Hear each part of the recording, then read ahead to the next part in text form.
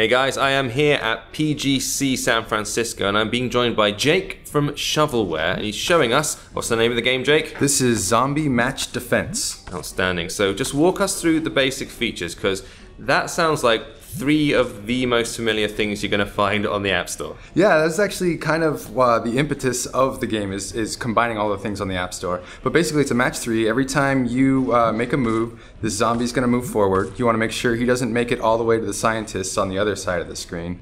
If you match more than 3, you get a bonus item. I just got some Slurpees. Actually, let's take out this zombie real quick. So that's how you take out a zombie. I'm going to use a Slurpee on a zombie, and it's going to give him brain freeze. And he's and he's now frozen in place. That specific zombie is not going to make a move next time everybody else moves. You can actually use it to like create little traffic jams and have like sweet little combos.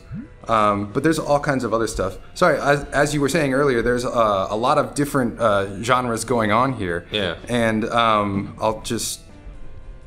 Oh man, let's do some cheats real quick actually to give me a little bit extra money. Go on then, do the mad cheats, because I understand the genesis of the project itself was something of a dare from one of your friends? Yeah, a friend bet me that I couldn't combine all of the overused tropes on the App Store into one game and actually make that game fun. Which I initially laughed at and kind of scoffed. And I was like, that's ridiculous. And then I was a little bored and I had some time, so I made a prototype and I was like, oh man, I actually think these mechanics kind of work well together. Because a lot of us have seen the match 3 before, like done to death essentially on iOS. Right, but exactly. You got these zombies coming in from the right hand side, which are moving in a very sort of Plants vs Zombies sort of way. Yeah, that was definitely a big inspiration. Creeping towards, and I can imagine people will be rolling their eyes when they hear it. It's kind of like, oh god, this 3 of the things that we don't really want to see anymore. But having played it, I played it back at E3 when I spoke to you, and also you attended the Big Indie Pitch last night, which is the event that we do where we get a bunch of indie developers together and they get them to show us their games, and we kind of choose a winner based on these high-speed dating style pitches. And you emerged victorious. You were the winner. That went shockingly well.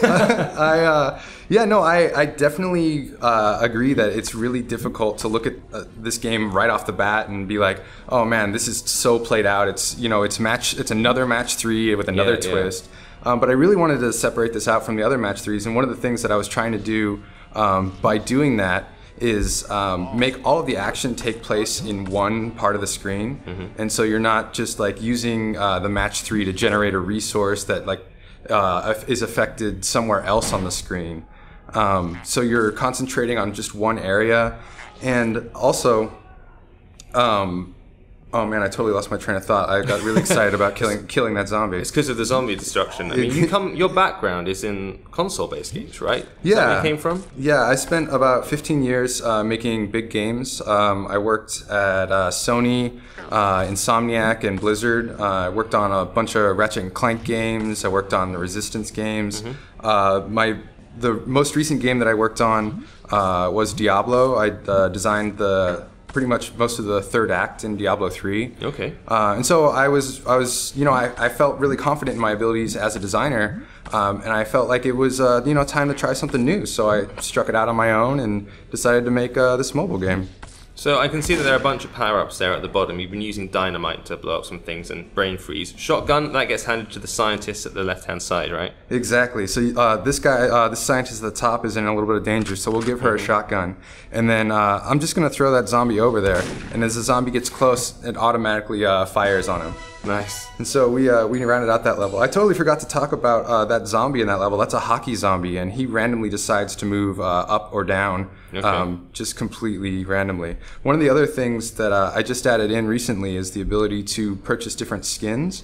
So you can skin the scientists, and we have like some silly ones. Like we've got this cat man here, and we've got our lead scientist just decided to take off his lab coat, and he doesn't. He doesn't have to be wearing much underneath. So nice, he's doing important research. Exactly.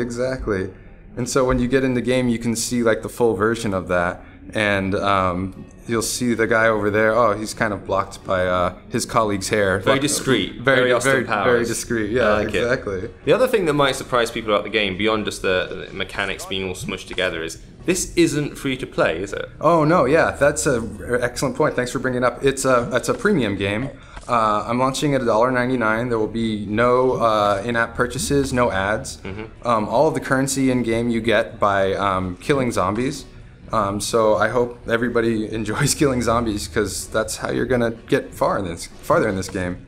Well, it's kind of nice to see something that's got a slightly different twist on very, very well-worn mechanics. And I'll be honest with you, when I heard the elevator pitch of it, I rolled my eyes as well. And it was like I was primed to dislike it. But having played it a few times now, it's fun. It's fun, much more fun than anyone would expect, given the sort of mechanics being used. So when do you think it's actually going to get out there into the world? So I'm planning on submitting to Apple on the App Store in the middle of August.